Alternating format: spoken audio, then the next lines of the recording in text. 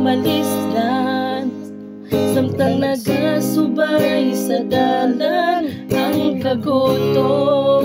Kamingaw nga walay kahumanan, mga gipasan nga mabukat, nga walay makatabang pagkapait. Nag-inusana ug walay masangpit, ayaw kalimot, tawaga siya kay sinumdumi nga si Jesus gipanggakap.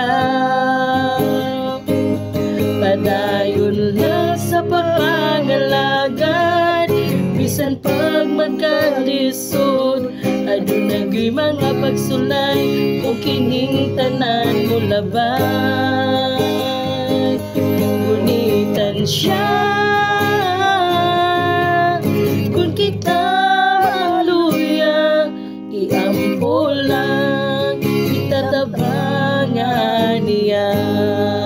Next time ug sa kasubanan, walay undang nga pagbago, ayaw kalimot.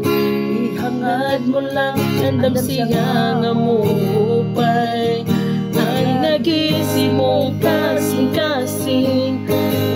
Walay kaayuhan, di makaginawa, di maantos, nagana mo kang unob.